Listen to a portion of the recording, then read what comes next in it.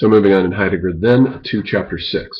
Chapter 6 is called Care as the Being of Dasein, and it's another long chapter which will require multiple videos since there are a number of subjects talked about. The first one is the question of the primordial totality of Dasein's structural whole, which is the introduction to the chapter, which is followed immediately by the discussion of anxiety as a primordial way of being in the world. The basic state of mind of anxiety as a distinctive way in which Dasein is disclosed. And so this is a famous discussion of Heidegger's discussion of anxiety here that sort of builds off of Kierkegaard's discussion of the concept of dread or the concept of anxiety. The word in both cases used by both Kierkegaard and Heidegger is angst, which can be translated in a number of ways, malaise or fear or anxiety. And Heidegger points out then that there is a certain type of relationship between anxiety and fear. Earlier in the book he had talked about fear, but there's a fundamental difference. Anxiety is more primordial, for one thing. It's that which makes fear possible. Fear is a more specific mode of anxiety. And the thing about fear is that for Heidegger, fear is directed at specific intra-worldly entities that have the character of detrimentality towards one, or at least a possible detrimentality towards one. And that's the mode of fear. It's always specific. It's directed at specific entities or specific situations that one fears are approaching. Anxiety, on the other hand, is different. It's more of a generalized, free-floating phenomenon that is a fear that is directed at being in the world as such. It's directed at nothing and everything. It has a sort of nowhereness about it. Anxiety does. It is not directed at specific entities, and it has to do with being in the world in a sense that. And I think here, though, once again, Heidegger doesn't say this, what he's really talking about here is the state of being in the world of a contemporary man in the 20th century. That mode is a state of anxiety. But when anxiety is something that a philosopher discourses upon as though it were a baseline norm of consciousness, and I admit he does say that it's a rare phenomenon. Real anxiety is a rare phenomenon, as he says in here. But I think, though, that he does mean it in a fundamental way, almost as a kind of baseline phenomenon and for the norm of consciousness in the world. When a philosopher is discoursing upon a baseline consciousness as though it were the norm, and especially in this case, anxiety, then you can be sure that something pathological has happened in the culture. Something has gone wrong in the civilization such that by the time we are discoursing upon Dasein, the state of the average everydayness of the modern individual, we find him in a state of anxiety. Something is wrong. And I think what is wrong, I think some light can be shed upon what is wrong with contemporary men by the time Heidegger begins to discourse upon him in 1927. Light can be shed on it by Peter Sloterdijk's comments about being thrown in the world, where he says that with Heidegger we have a being in the world as a being thrown into the world, in which for the first time a real outside first appears. And what he means by this is that Sloterdijk's theory is that in civilization we have something called a macrosphere. And a macrosphere is basically a civilizational immune system that is composed of metaphysical ideas that immunize and protect the individual psyche from the impacts of the real.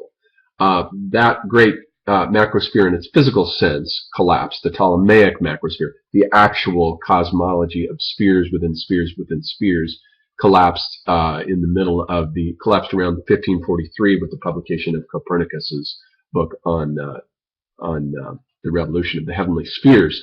That collapsed, and of course, shortly thereafter that collapse, that's a macrospheric collapse. And you can see in works of literature like King Lear in 1600, which depicts the collapse of an entire medieval world order. And especially in Don Quixote, where I think with Don Quixote we have a classic example of the phenomenon. Don Quixote is really the first individual, the first character in Western literature who finds himself no longer protected by a macrosphere. He is now on the outside for the first time. And his basal state of consciousness, though, isn't anxiety, it's disorientation. He's suffering from an ontological disorientation where he can't tell the difference between the ontology that was proper to the medieval world picture, an ontology of giants, dragons, and damsels in distress and quests for holy grails, versus the new ontology of the scientific world of mechanical devices like windmills, machines, and the revelations of the laws of Newtonian physics and so forth, which are constitutive of the new cosmological world picture, that is to say, precisely the age of the world picture that Heidegger writes an entire essay on, which begins more or less around the year 1600. But a macrosphere was still up and running. One macrosphere was traded off for another, the macrosphere of infinite space, and the idea that being in the world was also a being in God. And the ego was the transcendental ego of Descartes that he first discovered shortly after Don Quixote in the 1630s, was transcendentally sealed by God. And so it was a solid transcendental thing, a worldless thing, but transcendental and sealed nonetheless, thrust out into infinite space, almost like a bubble. But we still had a kind of a functioning metaphysical immune system with God and the biblical mythology, and all of that functioned down until Nietzsche's announcement near the end of the 19th century that God is dead. And what that really amounts to, as Gianni Vanimo points out, when Nietzsche says that God is dead, is that it is the end of the grand meta-narratives. That is to say, in Sloterdijkian terms, another macrospheric collapse has taken place in the middle of the 19th century. The macrosphere that was composed out of the metaphysical ideas of the metaphysical age of high philosophy, in which God still functioned as a transcendental signified that guaranteed meaning and protected the ego. All of that collapses. That macrosphere, along about the 1860s, 70s, 80s, collapses, and you get a whole world shift in painting with the rise of Impressionism, the configuration of Gebser's new integral a perspectival sphere of consciousness, and all of this that comes into being. But it could also be argued just as well that, and I think this is the case with Heidegger, is that by the time Heidegger arrives on the scene now, contemporary European man is no longer protected. He is metaphysically exposed. He is a real outside, has appeared for the first time. Being thrown in the world is now being thrown outside of the world, as it were. And what you find now is that with this discovery that anxiety is the basal norm for consciousness, it is the norm of consciousness for man in an unprotected, sphereless, shellless state.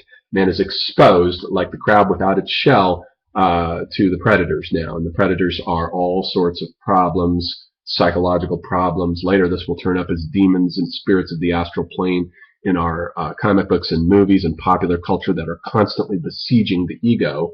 And the ego, in a shellless age, becomes something now that no longer has a protective membrane around it either, any more than our civilization as a whole does, and as a result is prey to astral invasions, to demonic possession, as in films like The Exorcist, or all the various Exorcist-type movies that have come since, and is prey to astral invasion, demons and spirits and entities and ghosts, the rise of the demonic in video games and comic books, fantasy, science fiction, popular novels. They all have the same theme.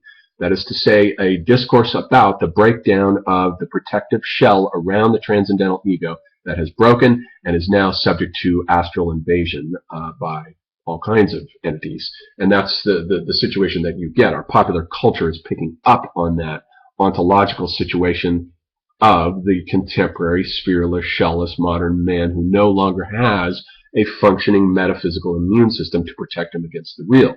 An immune system, a metaphysical, if ontology is applied immunology, what it immunizes against is the real, but what it uses to immunize us against are metaphysical ideas. And metaphysical ideas are functioning when they are not questioned, when they exist in a certain situation as transcendental signifieds for centuries, and they're not questioned, they're not philosophically deconstructed and torn apart and tossed onto the scrap heap, then you are in a situation with a functioning immune system. And I think that already by the time Heidegger comes on the scene in 1927, what he finds is modern man in a shellless, unprotected state in which God is dead, the grand meta-narratives are dead, and he's in a state now of anxiety, and understandably so, that the anxiety is no longer directed at anything specific, of course, because we're dealing with an environmental situation in which an entire macrosphere has collapsed, and the modern individual, like in Edvard Munch's The Scream, which also dates from roughly this time, is in a state of anxiety and is completely unprotected because the entire world sphere that once protected him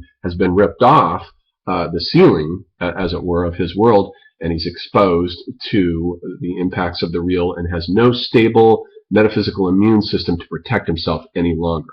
And that really is, I think, what's going on with Heidegger's discussion of anxiety as the basal norm of consciousness here, as the thing that is directed at being in the world as such, because it's a pathological state. It isn't normal. When you have a civilization that is functioning normally, that hasn't entered into a period of breakdown or Spenglerian decline, you don't have anxiety. Anxiety isn't the norm at all in a civilization in which the grand metaphysical ideas and the religions are functioning in a valid, protective way. You only have anxiety as the norm for consciousness when in a civilization a spherological crisis has entered as the result of the collapse of a macrosphere. And we've had at least 2 or 3 macrospheric collapses in the history of European civilization. And Heidegger is philosophizing about modern man immediately in the aftermath of the collapse of the macrosphere of infinite space and the idea of being in the world as a being in God of the age of the world picture. I think that's what's happened here.